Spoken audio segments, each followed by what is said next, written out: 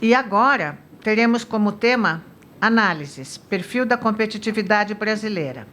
Convidamos ao palco o professor Fábio Fresati, diretor da Faculdade de Economia, Administração, Contabilidade e Ciências Atuárias da Universidade de São Paulo, da FEA-USP, não é? E a professora Vera Torstensen, coordenadora do Centro de Comércio Global e Investimento da Fundação Getúlio Vargas. E a senhora Samantha Cunha, Gerência de Pesquisa e Competitividade da Confederação Nacional das Indústrias, CNI. Com a palavra, o professor Fábio. A gente fala aqui de baixo.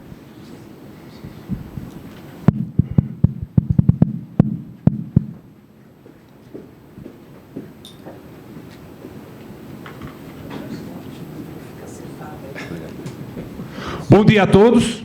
Bom dia. Eu quero saudar a plateia presencial, internética, em nome do presidente da ABQ, em nome do vice-presidente da Fiesp e Ciesp. Eu quero saudar não só a mesa constituída, mas todas as autoridades presentes fisicamente ou não. E, em especial, minhas colegas, né? Samantha e Vera, e que teremos aí uma manhã bastante inspiradora, com certeza, e que teremos temas complementares, ou abordagens complementares. Bom, o título da minha mensagem está aqui. Dá para falar sobre competitividade sem entender, o tom de voz é proposital, a evolução organizacional? Eu pediria a vocês que desligaram o celular, que não desliguem, mas só deixem no silencioso, porque no final vai ter um QR Code, e se você quiser, você vai ter acesso a um filminho tal, e coisas do gênero, tá ok? Então, é uma forma da gente ter algum resíduo de conversa. A minha agenda está aqui. Qual é o problema? Evolução das organizações e daí?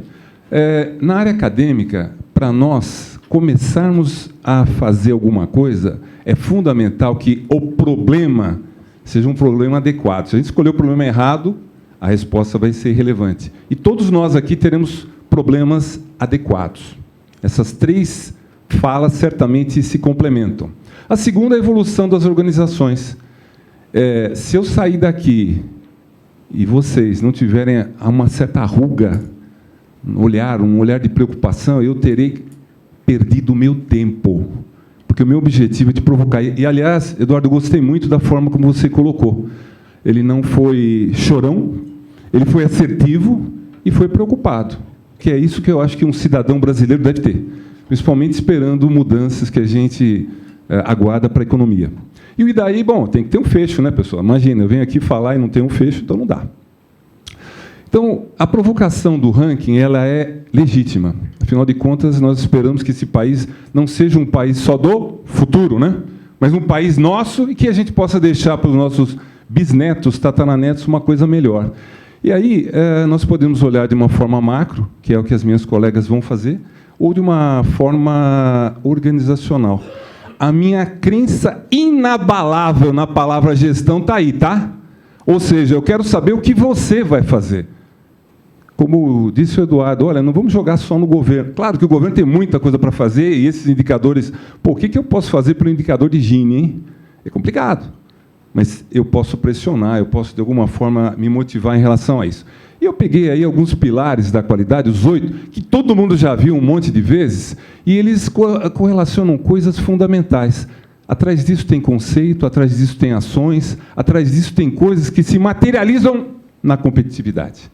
Então, está lá, foco no cliente, liderança proativa, melhoria contínua, decisão baseada em fatos, boa relação com os fornecedores, visão sistêmica, gerenciamento por processos, a engenheirada já vibrou aí, né? E conscientização de todos os colaboradores. O que eu vou mostrar, hein, é o anticlímax.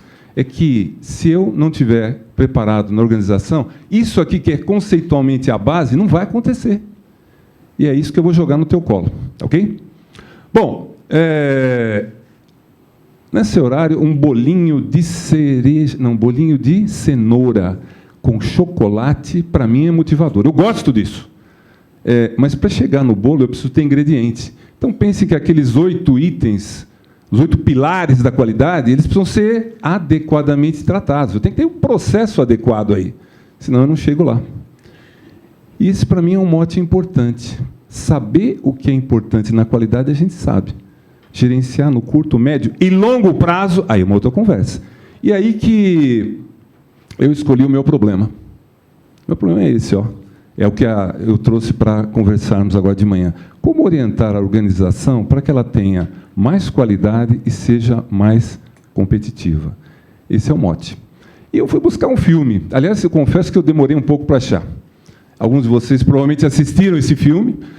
Morgan Freeman, Angelina Jolie e o James McAvoy. Quem assistiu vai lembrar, mas olha, eu vou contar o filme do meu jeito, tá? E o meu jeito é o seguinte: imagina que existe uma organização que ele consegue trazer a atenção do James. James é um cara jovem, é um agente. E esse cara tem que ir atrás de um terrorista, um malfeitor, alguém que não fazia coisas boas. E o James se matava para atender, para chegar antes do fato acontecer. Ele sempre chegava atrasado. Ele não ganhava uma. E aí o coach dele, né, chegou e disse o seguinte: olha, quando você tem um problema desse tipo e você chega atrasado, você tem que voltar para o ponto de onde você saiu. Depois eu conto o que aconteceu no filme, tá? Mas qual é a provocação? É que, para você, organização, na hora que você discute competitividade, voltar para o ponto de onde você saiu, entender quem você é, que estágio organizacional você está. Você vai competir com quem? Ser mais forte, mais fraco, onde é mais forte, onde é mais fraco, e para isso eu preciso de um modelo. E para isso eu fui buscar o Greiner. O Greiner é um autor de Harvard. Só para a gente não ter muita discussão, e eu preciso mencionar a Limonge, né? Né? E muito obrigado por todo o apoio. O Greiner é inquestionável, porque todos os gurus sérios que trabalham com ciclo de vida organizacional, crescimento, ou seja, fases da organização, citam esse cara. Então não dá para ninguém me questionar, tá? Eu não amanheci hoje pensando em organização. Eu fui buscar um construto teórico. E você precisa guardar 4 coisas. Eu vou fazer uma provinha no final. Para entender a mensagem. Primeiro, o Greiner, ele colocou fases. Então, chama criatividade, direção, delegação, coordenação e colaboração. E isso tem uma semelhança com o ser humano. O Einstein, um dia, foi um bebê. O Bill Gates, um dia, foi um adolescente. O Churchill, eu acho que nunca foi criança, né? Eu sempre vejo ele com um charuto, então, né, isso aí quebra um pouquinho a minha lógica. Mas tem uma semelhança com isso. Então, essa é a primeira coisa. Temos fases diferentes na organização. Isso não é nem bom nem ruim. Isso é importante. Aí eu tenho a segunda coisa que esse cara me ensinou, né? Crise. O que é a crise, hein? Eu tenho uma psicóloga aqui. Temos outros psicólogos aqui dentro? Temos uma aqui? Ninguém confessou, hein? Acho que o custo está alto. A crise me faz mudar em termos de fase, né? Então, a crise da liderança, a crise da criatividade é a liderança. Então, o que é a criatividade? Todo dia eu quero uma coisa nova. Pessoal, tem alguém casado aqui? O casamento não é bom só por coisas maravilhosas, né? A rotina também é importante. Só que, como é que a gente resolve a questão da liderança? Mudando para a fase da direção. Agora temos direção! Foco! Sim, mas qual que é a crise da direção? Que é autonomia. Pô, a direção foi tão forte que eu engesso. E aí, hein? Bom, aí na delegação, que é a próxima etapa, minha crise chama-se controle. Eu preciso controlar, porque senão a empresa vai para o vinagre, né? Cada um faz o que quer. E a próxima crise é a coordenação, já que eu dei espaço. E a próxima crise é a burocracia, engessando a empresa. E a colaboração são as distorções pessoais, que depois eu conto um pouquinho. Eu vou dar alguns exemplos aí. Bom, você já sabe que, para entender o Greiner, eu tenho que entender as fases. Segundo, que tem crise. Agora, tem uma coisa que eu pediria para você anotar. Anotar de alguma forma. Talvez não necessariamente fisicamente. Eu tenho que resolver as crises dentro de cada fase. Na minha época, eu não sou tão jovem, né? Mas a gente usava aquela botinha ortopédica. Por quê, hein? Porque senão não dá para jogar futebol, né? Você escapava do exército, mas não jogava bola. Pô, é uma droga. Mas tinha a hora certa. Os meus filhos adolescentes tiveram que usar aparelhinho. Por quê, hein? Porque senão isso ia mexer com a autoestima deles, né? Com a questão alimentar. higiene, e assim vai. E é isso que eu gostaria que você pensasse. Cada fase tem uma preocupação com crise. Elas sempre existirão. E se você bobear, você vai acumular crises. Então, crise que eu não resolvi na criatividade pode estourar na colaboração. E você não vai perceber, porque o dia a dia é perverso. Ele toma uma parte muito forte da nosso tempo.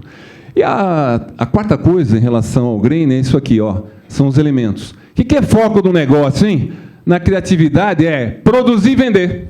Ela existe para isso. A cabeça de quem manda está olhando para isso. E na colaboração, pura inovação. Ah, mas inovação não existe em todas as fases? Claro que existe. Mas lá é o must. Gostaram? É só a única palavra em inglês que eu vou usar, tá? O que é estrutura organizacional, hein? Ah, estrutura organizacional na criatividade, ela é um pouco informal, simples. E na colaboração, pô, é matricial em 5 níveis. Ah, então eu tenho complexidades diferentes. O que é estilo de gestão? Ele é individualista, centralizador, ou ele é participativo? E eu não quero discutir o que é isso aqui, tá? A gente pode trabalhar de uma forma que exista um diapasão de mudança. Sistema de controle.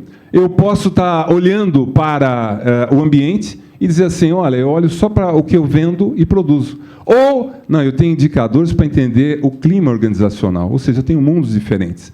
E as recompensas, eu pago o salário ou eu tenho bônus coletivo, por exemplo, nos extremos, né? Bom, o que acontece com isso? Eu vou dar exemplos muito pontuais, né? Então, na criatividade, olha quais as crises que a gente tem aqui, esse conjunto. E eu vou pegar uma dessas crises. Falta de informação contábil e financeira. É normal. Qual é o ponto aqui, hein? Será que eu atendo aqueles 8 pilares? Como é que eu consigo ter decisões baseadas em fatos se eu não tenho informação objetiva? Eu tenho que resolver aí. Não tem nenhum problema eu estar na fase. Aliás, eu queria dizer para vocês, na nossa amostra, eu só tenho empresa com mais de 250 funcionários e mais de 300 milhões de receitas. Pô, pessoal, uma parte importante do PIB está aqui. Ou essas empresas estão preparadas, ou não vai acontecer o que a gente espera. Dá para ter gerenciamento de processo nessa fase? Difícil, né? Então, eu preciso resolver essas crises para avançar na qualidade e na competitividade. Na direção, a mesma analogia, né? Eu tenho um ambiente diferente, em termos de característica, e olha as crises que eu vou enfrentar. Os meus colaboradores não estão acostumados a tomar decisões. Eles não estão a empresa não prepara, né, para que eles tomem decisões. Como é que eu espero uma liderança proativa, hein? Isso aqui é um dos 8 pilares que eu mencionei. Como é que eu espero ter uma melhoria contínua se eu não tenho realmente uma consistência disso? Na delegação, a mesma forma, né? Eu peguei aqui a crise da comunicação pouco frequente e estritamente formal. Pô, como é que eu quero ter conscientização de colaboradores se eu não me comunico bem? E, de novo, se essa crise não for resolvida aqui, ela é cumulativa. E depois eu nem sei exatamente porque eu não sou tão produtivo, competitivo, e aí vai. Coordenação. Quais são as crises que a gente tem? Eu destaquei 2, né? Não sei se alguém já encontrou esse tipo de crise na sua empresa, né? Se você for honesto, murmure, né? Decisões que não se transformam em realidade. Decidir, mas por que isso não aconteceu, hein? Lá, né? Em Marte acontece muito. Ou falta de cooperação dos gestores de linha, ele cuida do pedaço dele. Como é que eu consigo ter melhoria contínua nesse ambiente? Como é que eu consigo ter uma boa relação com fornecedores? E a última dessas fases é a colaboração. Bom, eu sou saudosista, né? Meu time está se matando aí para sair bem no Congresso, não vou dizer qual dentro do ambiente do Brasileirão, sonha com a Libertadores, mas não está fácil. Eu peguei aqui uma dessas crises, que é a dificuldade de se localizar em estruturas complexas. Eu fui diretor de empresa multinacional no Brasil, tinha um monte de chefe. Presidente da América Latina, vice-presidente de finanças, vice-presidente de auditoria, vice-presidente... vocês acham que isso é natural? Se eu não preparar as pessoas, elas não vão conseguir trabalhar. E não vão conseguir desempenho adequado. Bom, o tempo está correndo. Qual que é a tese que eu estou apresentando aqui?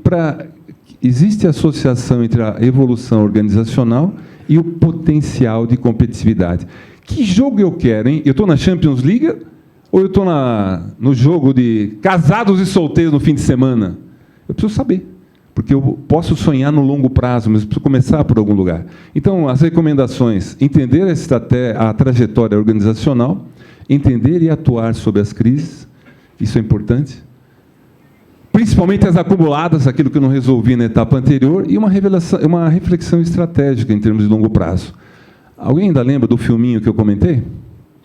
Eu queria dizer para vocês que o James, depois do conselho, ele voltou para onde ele tinha saído. Ele chegou primeiro.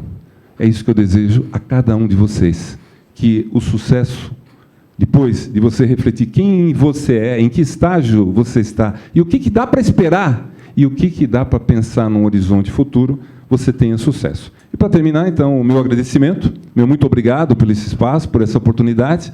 Tem aí o e-mail, o nome do laboratório de práticas gerenciais lá da FEA-USP, e aqui tem um QR Code. O que tem aí, hein? Se você copiar, tem um filminho explicando em 1 minuto e pouco, né? Então, eu tenho menos tempo do que tive aqui.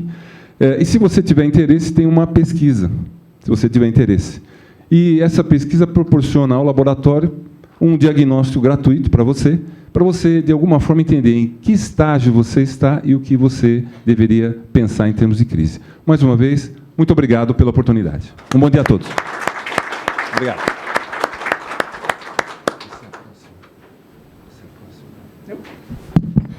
Bom dia a todos. Meu nome é Vera Torsten, sou da Fundação Getúlio Vargas. É a primeira vez que eu estou aqui nesse evento. Espero que vocês me convidem para a próxima.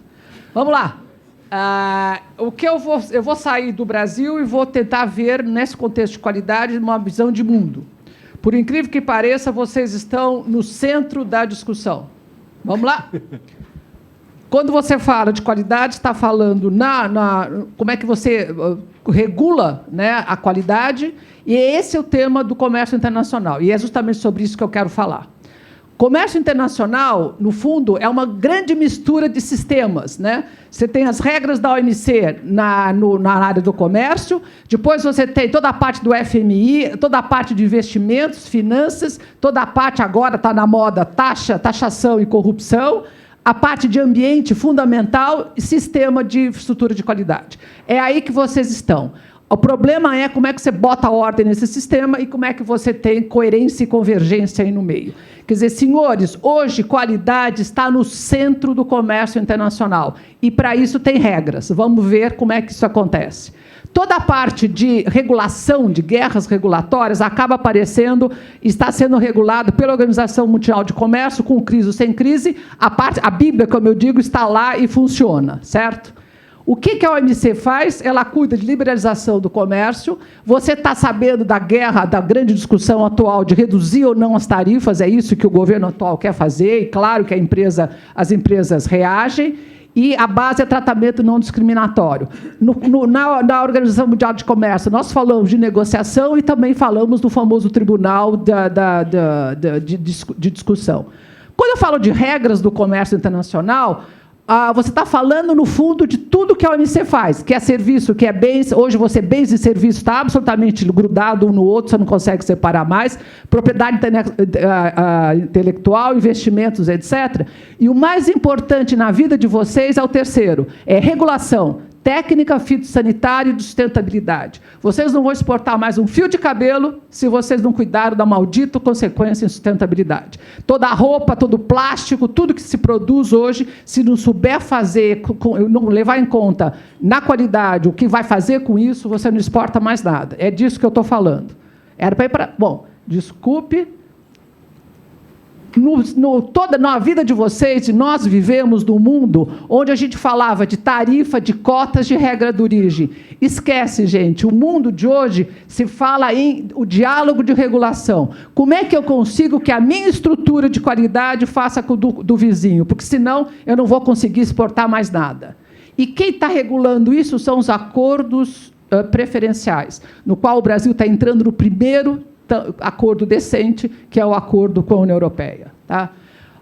Quando nós falamos de regulação técnica, ambiental, de sustentabilidade, eu estou falando de regulamentos que são mandatórios, que o governo faz, normas ou estándares que vocês fazem, vocês são culpados por grande parte do problema da qualidade do Brasil, de procedimento de conformidade. Quando você fala com ambiental e sustentabilidade, o mesmo acontece sanitário e fitossanitário. Vocês, quer dizer, uma parte tem governo que faz regulamento e uma parte que fez standardização, que é isso que eu quero falar mais. O que acontece? Quando você faz regulamentos, tudo tem que ser notificado à Organização Mundial do Comércio. Vejam a loucura que é a parte de regulação técnica, sanitária e fitossanitária.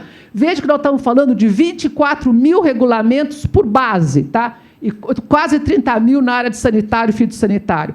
É isso que é exportação. Quer dizer, a crise do Brasil hoje, crise, mais uma, disso você tem que exportar, é de regulação que você tem que acompanhar. E o que acontece, professor? O Brasil consegue fazer regulação que não conversa com o vizinho. Esse é o problema do Brasil. Ele não faz regulação que seja aceita pelo vizinho. E toda vez que você faz regulação, você tem o quê? Você tem estándares, objetivos para cumprir essa regulação. Que aí quem é que faz? É o setor privado que faz, certo? O que acontece? Qual é o grande problema? É que nós temos que seguir, se a gente quer exportar e fazer o país crescer, você tem que usar os estándares e seguir regulação básica que os outros países também aceitem, tá? E quem é a base hoje mundial, e aí isso você sabe, que é a ISO, IEC, ITU, isso eu imagino, e na área sanitária e fitossanitária você tem Codex, etc. e tal.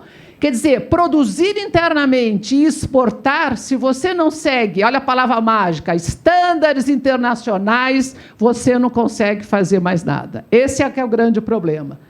E aí, para complicar mais a vida, o governo faz uma parte dos estándares, a União Europeia, do qual eu espero muito que a gente consiga acabar esse acordo, nós vamos fazer o quê? Seguir estándares que são feitos pelas organizações não governamentais.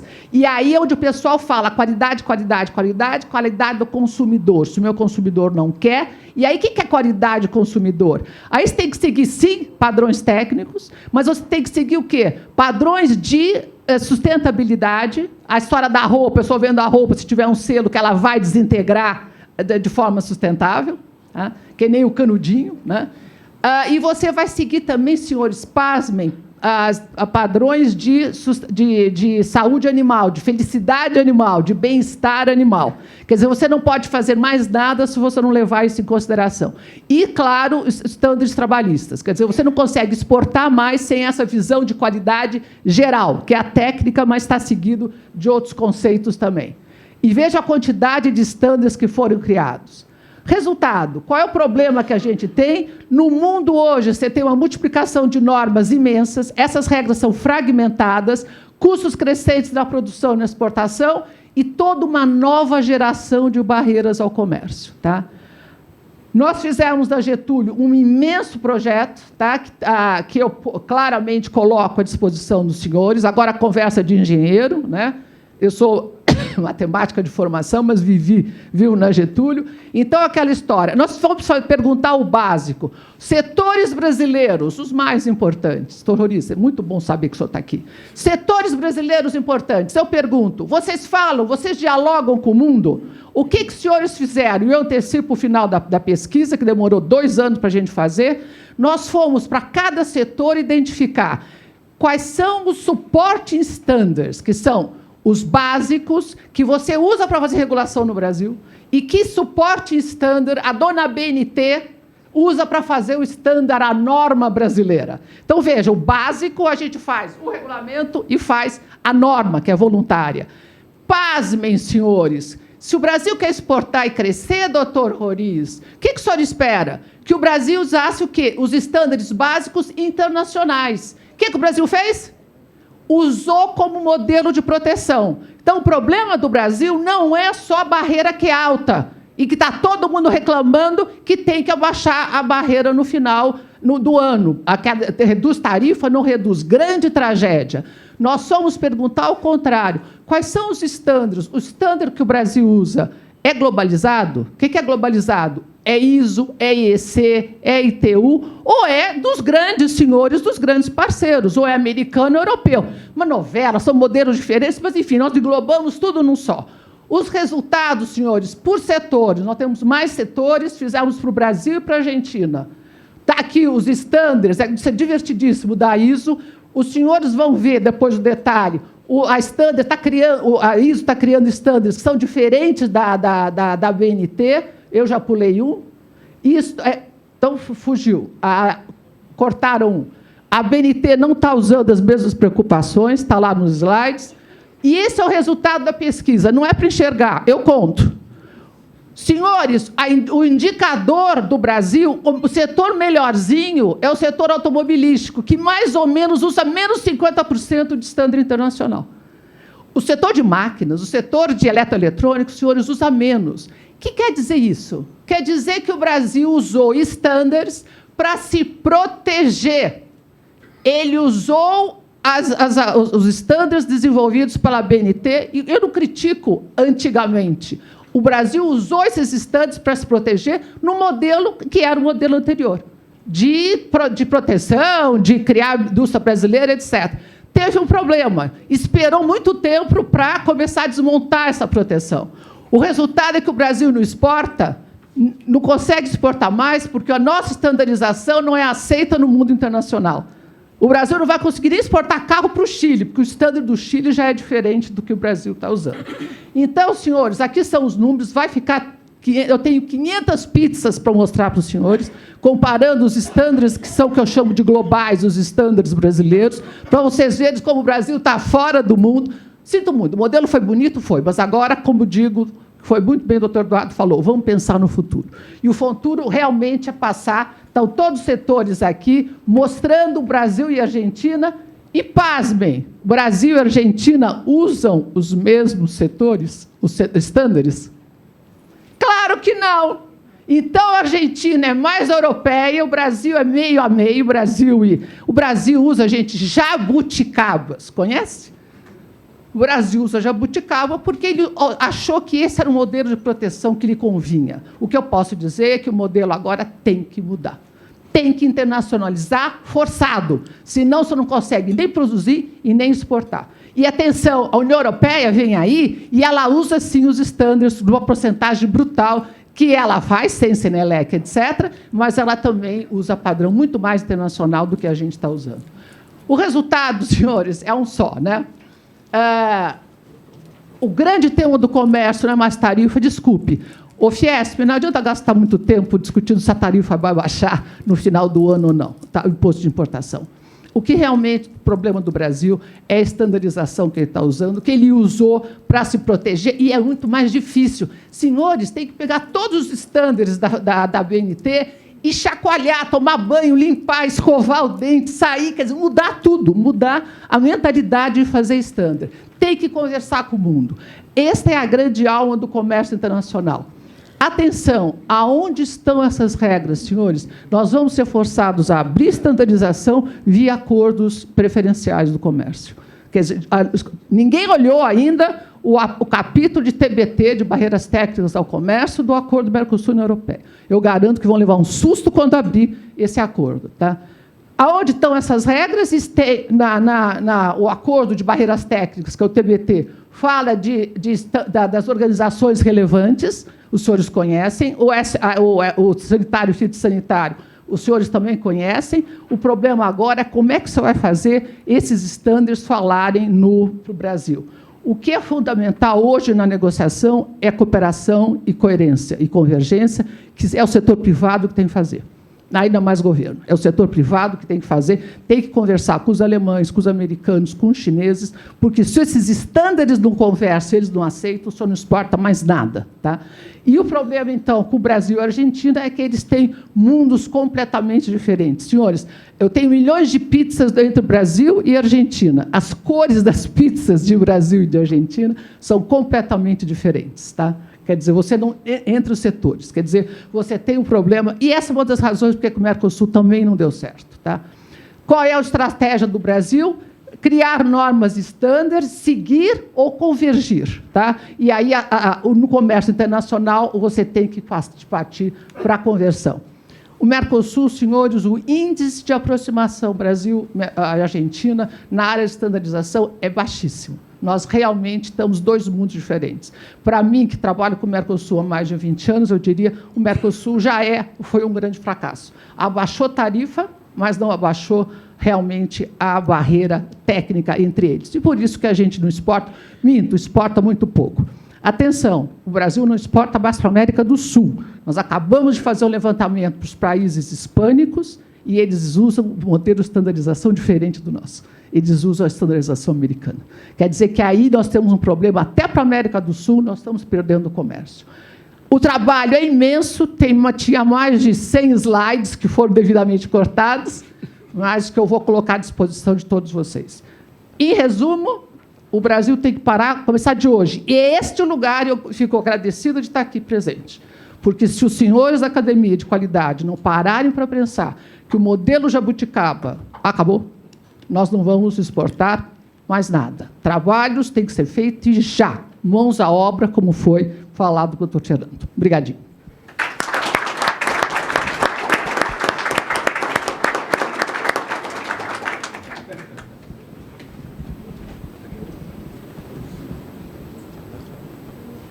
Bom dia a todos. Meu nome é Samanta. Eu trabalho na CNI, na Confederação Nacional da Indústria em Brasília, na Gerência de Pesquisa e Competitividade. E a gente vai falar um pouco sobre o conceito de competitividade, como é que ela pode ser medida. E a gente vai apresentar um estudo que chama Competitividade Brasil, que nada mais é que um desses rankings de competitividade que compara a posição do Brasil com a de outros países similares a ele. Como é que a competitividade pode ser definida? Como a habilidade das empresas de concorrer no mercado. As empresas reunir competências para superar os concorrentes na preferência do consumidor. Então, elas buscam se diferenciar para prevalecerem, para procurar atender os seus consumidores. E elas podem se diferenciar, basicamente, de duas maneiras. Elas podem vender produtos a um preço mais baixo ou elas podem vender produtos de qualidade superior. E aí, o preço mais baixo, para ele ser sustentável, ele tem que estar respaldado num custo menor, e a qualidade superior, ela não pode ser facilmente imitada pelo concorrente. Esse preço, ele depende do quê? O que determina esse preço? Depende dos custos, que podem ser custos diretos, né, os custos de produção, podem ser também os custos de transação, do ambiente que as empresas operam. O preço também depende da produtividade. E, se a gente está falando de concorrência internacional, ele vai depender também da taxa de câmbio. E a qualidade superior? A noção de qualidade superior tem a ver com como o consumidor a percebe. É uma noção mais subjetiva, mas ela está relacionada a características técnicas dos produtos, a durabilidade, ao desempenho, a marca, a imagem, a serviços pós-venda. São todas características relacionadas à qualidade superior. E como é que a gente pode medir a competitividade? A gente pode medir com base no resultado alcançado, ou a gente pode medir com base nos determinantes da competitividade. Os indicadores, que a gente chama de indicadores de resultado ou indicadores de desempenho, eles dizem respeito ao que efetivamente ocorreu. Então, a gente está falando de resultado, o que já aconteceu. Já os indicadores determinantes da competitividade, eles dizem respeito a perspectivas futuras. Então, a gente está falando de potencial competitivo. E por que eles são importantes? Se a gente quer aumentar a competitividade, a gente precisa acompanhar esses indicadores determinantes, porque eles permitem que a gente identifique o problema e tente corrigi-lo antes que a competitividade, de fato, caia. Aqui nesse slide, a gente tem 2 indicadores de resultado. Um deles é a participação na produção industrial mundial e o outro é a participação nas exportações mundiais de manufaturados. E o que a gente percebe? O que esses indicadores nos dizem? O indicador de participação na produção mundial, ele está mostrando uma tendência de queda no longo prazo. A gente tem uma queda mais forte nesse período último, mais recente, justamente por conta da crise que a gente enfrentou. E ali a participação do Brasil nas exportações, a gente vê que a gente já alcançou resultados melhores na década de 80 e a gente ainda está em nível muito baixo aqui. A professora acabou de dizer uma razão para isso. E a gente tem aqui, no final, uma pequena reação, justamente por conta da crise, por conta da desvalorização cambial recente. Com a demanda em queda, as empresas elas buscam mais intensamente o mercado internacional. E aqui nesse relatório que a CNI produz desde 2010, ela olha para os determinantes da competitividade. E ela levanta 62 variáveis econômicas. Essas variáveis estão associadas a 9 fatores determinantes da competitividade, que a gente vai ver já já. E ela seleciona 18 países, compara a posição do Brasil, o desempenho do Brasil com o desempenho de outros 17 países. Então, qual a diferença desse relatório para outros sobre competitividade que já foram mencionados aqui? Por exemplo, o World Competitiveness Report do Fórum Econômico Mundial. Aqui a gente foca em países que têm características similares ao Brasil, como, por exemplo, a sua posição no mercado internacional, o tamanho do seu mercado doméstico, o seu nível de desenvolvimento, então, outras economias emergentes, ou países vizinhos aqui. E a gente foca num conjunto de variáveis que faz mais sentido para a realidade desses países que a gente vai trabalhar. Então, aqui a gente tem o resultado geral. A gente faz a média dos 9 fatores determinantes e a gente chega nesse ranking geral. Infelizmente, como aqui já foi citado, é sempre o Brasil em último lugar. Então, a gente está, desde quando o ranking geral é feito, desde 2010, a gente está na penúltima posição. A gente só não perde, em termos de desempenho, para a Argentina. A gente está atrás do Peru e o Chile, que também é um outro caso de país latino-americano. Americano é o único que tem um resultado melhor, ele está ali numa posição intermediária, na 8ª posição. Mas, se você reparar, os outros países latino-americanos também estão no terço inferior, que é a Colômbia e o Peru, e ali a gente tem Indonésia e Índia. Agora, aqui, eu vou falar para vocês quais são os 9 fatores. Infelizmente, a gente olha e já vê que a gente tem debilidade na maioria deles. O único fator que a gente tem uma posição melhor é a disponibilidade e o custo de mão de obra. E isso acontece por conta do tamanho da nossa força de trabalho, tamanho da nossa população e ao crescimento da força de trabalho. Essa vantagem competitiva já vai diminuir por conta das mudanças demográficas que a gente está vendo. Então, a gente tem que prestar atenção na produtividade. Outros fatores que a gente tem alguma vantagem competitiva, a gente está na posição intermediária. Então, em estrutura produtiva, escala e concorrência, a gente tem a vantagem do mercado doméstico muito grande. Por isso, ali, a gente tem uma posição intermediária. Aqui, em educação, em tecnologia de inovação, a gente tem gastos que são comparáveis aos países que ficam em primeiro lugar. Mas, infelizmente, a gente não tem bons resultados. Então, são gastos que a gente fala ineficientes, né? Eles não se traduzem em resultados. A gente vai ver um pouquinho ali na frente. Então, por conta de restrição de tempo, eu vou focar aqui nos fatores que a gente tem o pior desempenho. Disponibilidade e custo de capital, a gente está em último lugar por conta do custo do capital. Ali são 2 variáveis. A gente tem a maior taxa de juros real de curto prazo e o maior spread bancário. E isso já há alguns anos nesse fator. Se vocês repararem, ali a gente trouxe o gráfico do spread da taxa de juros, a nossa diferença para o penúltimo colocado é bastante grande. Então, o nosso spread é mais que o dobro do penúltimo colocado, que é o Peru. Certo? O próximo item, infraestrutura e logística, a gente tem as piores posições em infraestrutura de transporte, a gente está em penúltimo lugar, e infraestrutura de energia, que a gente está em último lugar. A infraestrutura de transporte olha para os 4 modais de transporte, e ela utiliza não só variáveis qualitativas, que são pesquisas de opinião, mas usa também variáveis quantitativas. Então, a gente está ali na penúltima posição. Na última posição em energia, a gente tem entre 13 países para os quais existem dados, a gente está na última posição no custo de energia para a indústria. Então, a gente está ali quase empatado com o Chile na última posição. Outra variável que está associada a esse subfator, a qualidade no fornecimento da energia. A gente está na penúltima posição. Essa variável mede as perdas na distribuição e transmissão da energia como proporção da energia elétrica gerada. Então, aí a gente fica em penúltimo lugar. O próximo fator, peso dos tributos. A gente está nas últimas colocações, principalmente por conta do pagamento de impostos pelas empresas. A gente está ali na 17ª posição, que é a alíquota nominal que incide sobre a renda das empresas. Então, o Brasil tem ali uma alíquota de 34%. E eu devo mencionar que, até o momento que essa apresentação foi feita, a gente não tinha atualizado os dados, e agora a gente já tem os dados mais atuais de 2019. O Brasil caiu para a última posição, porque a Índia fez uma reforma recente e ela subiu posição. Então, o Brasil, agora, nesse próximo relatório, ele vai estar em último lugar. A outra variável é o imposto sobre o lucro das empresas. É uma variável disponível no relatório Doing Business do Banco Mundial. E aí ele mede os impostos e as contribuições recolhidas pelas empresas como proporção do seu lucro. E a gente está na antepenúltima posição.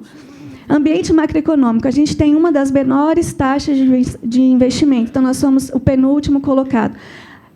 Levando um pouco em conta a crise atual, claro que a nossa taxa está muito baixa, afetada por ela, mas, historicamente, ela é uma taxa baixa.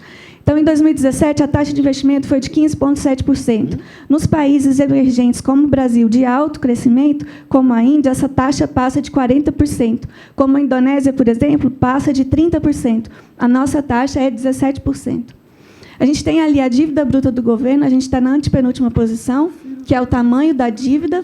E a gente tem outra característica que é importante olhar quando a gente está falando de dívida, que é os juros que incidem sobre a dívida, e aí a gente está na última posição, a gente vê ali o Brasil com a maior taxa de juros.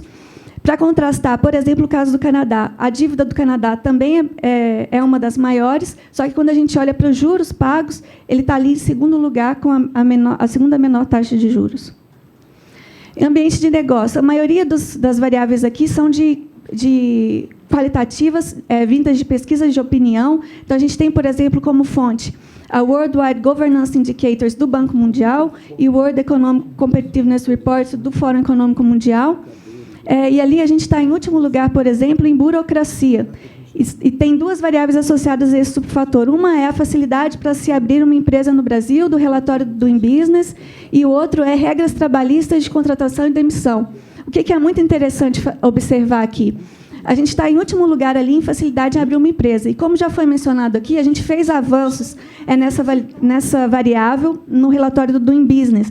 Então, o tempo que se levava para entrar em conformidade, para abrir uma empresa, em dias corridos, eram 70, caiu para 20. Nas regras trabalhistas de contratação e demissão, numa escala de 0 a 7, a gente também aumentou a nota do nosso indicador com as mudanças recentes de modernização das regras trabalhistas. Apesar dos avanços que a gente fez, a gente continuou na última posição. Então, a gente estava numa distância muito grande dos outros países, por isso a gente continuou na última posição. É importante dizer que, enquanto a gente se move, os outros países também estão se movendo. Então, isso torna ainda mais difícil a tarefa de aumentar a competitividade. Eu coloquei aqui o fator educação, que, apesar de a gente estar na posição intermediária, achei importante colocar, porque a gente está num momento que a educação é muito importante. Todas essas transformações tecnológicas exigem a qualificação da mão de obra pensando nelas. E o que a gente tem? A gente tem gastos com educação comparáveis aos países que têm gastos elevados. Então, a gente está ali na 4ª posição entre 17 países. O nosso gasto com educação com proporção do PIB é de 6,2%, e isso coloca a gente em segundo lugar. A gente só fica atrás da África do Sul. Só que daí a gente olha para os resultados desse gasto e a gente vê que a gente tem problemas na disseminação da educação e na qualidade da educação. A gente não consegue traduzir os gastos em resultados. Por exemplo, ali a gente tem população adulta com educação superior. A nossa porcentagem de população adulta que tem educação superior é apenas de 15,7%. No Canadá, que é o país melhor colocado, é de 56%. Então, daí dá para ilustrar um pouco a nossa diferença. Ali na qualidade da educação, a variável usada é do Programa Internacional de Avaliação de Estudantes da OCDE, o conhecido PISA. Ele avalia ele avalia através de testes de estudantes que têm 15 anos de idade em 3 matérias, que é literatura, matemática e ciências. A gente está ali nas últimas posições nas 3 matérias. Em matemática, especificamente, a gente está em último lugar entre os 14 países para os quais existem dados. A gente está falando justamente de uma matéria bastante importante, pensando nas transformações tecnológicas de hoje. Então, o que a gente precisa fazer? Qual que é a intenção do Competitividade Brasil?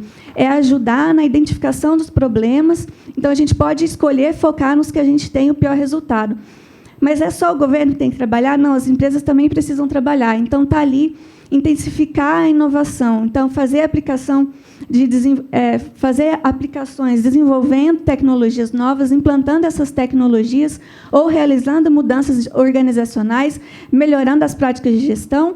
E o governo ele precisa atuar basicamente numa agenda antiga já que chama que a gente conhece como custo Brasil, que são os custos sistêmicos. Então, aqueles fatores que eu mostrei todo em vermelho, eles estão colocados aqui. Então, tem que melhorar a tributação. O nosso sistema tributário ele é bastante complexo, então existem muitas regras e os impostos, mais de um imposto que incide sobre a mesma base, isso torna o sistema complexo e aumenta o custo das empresas. A gente tem que reduzir a burocracia, então a gente tem um problema de excesso de burocracia, a gente tem um problema de insegurança jurídica, então o governo precisa garantir a segurança jurídica, a gente precisa melhorar a infraestrutura, eu mostrei ali, a infraestrutura é ineficiente. A gente precisa reduzir o custo do capital, a gente está falando de financiamento, as empresas precisam de financiamento para elas realizarem os seus investimentos e para o capital de giro, para elas operarem. E ali um último fator é aumentar a qualidade da nossa educação, que é um dos nossos principais desafios. É isso. Muito obrigada.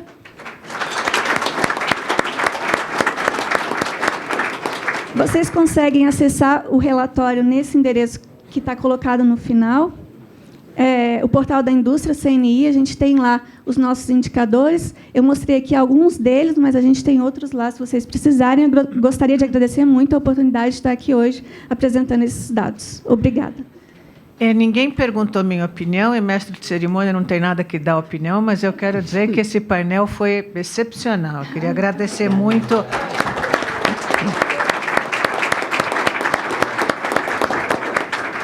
Eu queria